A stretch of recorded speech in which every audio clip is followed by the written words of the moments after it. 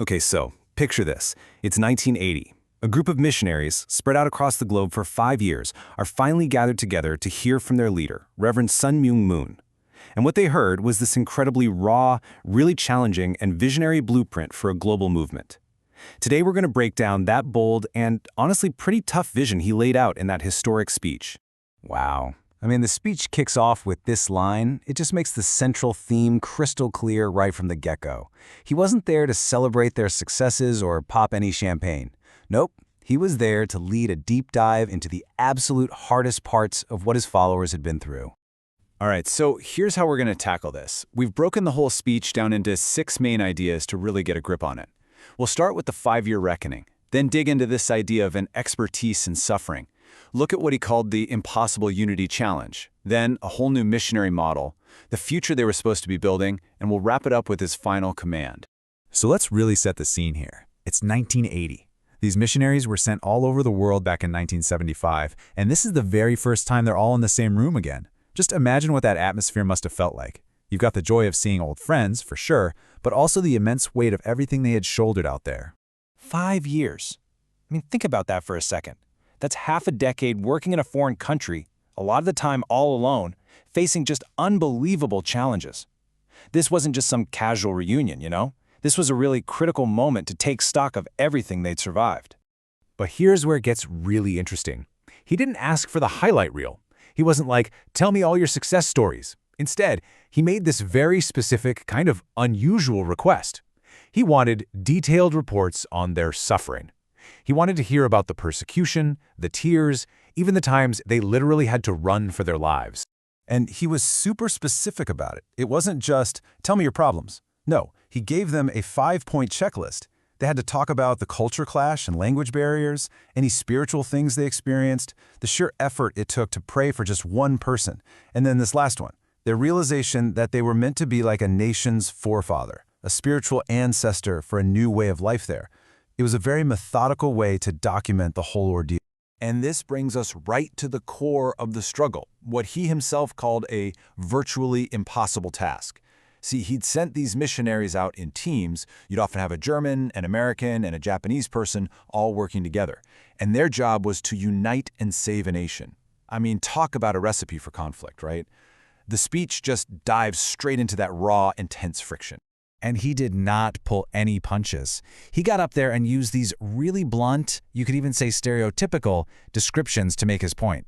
First, he calls out the German missionaries, describing them, in his own words, as unbelievably stubborn, always trying to do things their own way.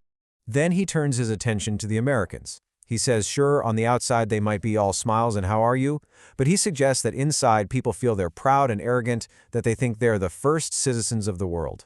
And finally, he describes the Japanese missionary in just as stark terms.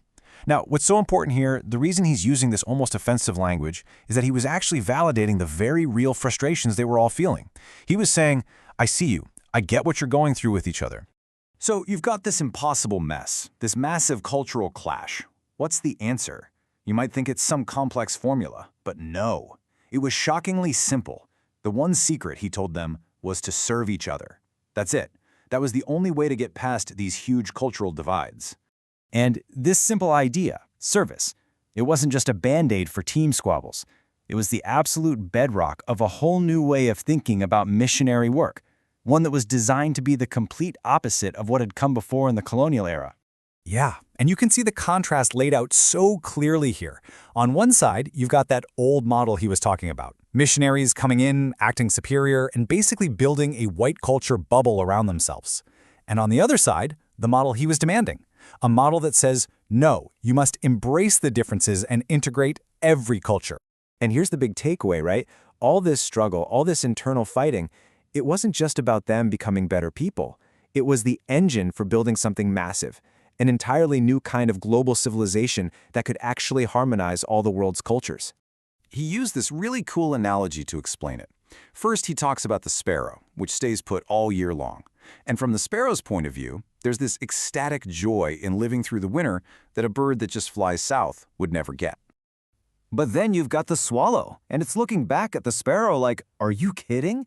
You have no idea what you're missing. You've never seen the beauty of the jungle or the hot ocean. And the point he was making is that neither one is wrong. They both have a piece of the truth, and his followers were lucky enough to experience the whole world, not just one little part of it. Then he paints this picture, and you have to remember, this is 1980. This was a really provocative image for the time. He asked them to picture a beautiful white American woman and a black African husband holding their child together, and he calls that scene an artistic masterpiece. That's the harmonized future he's trying to build.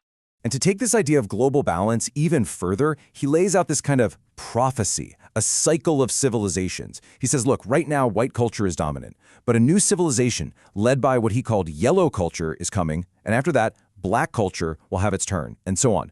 The message was clear. Don't worry, everyone gets a turn. No single culture would dominate forever.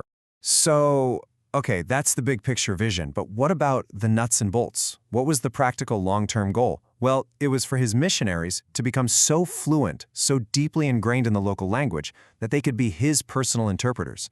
The idea was to be able to speak his message directly to anyone, anywhere on Earth with no barriers.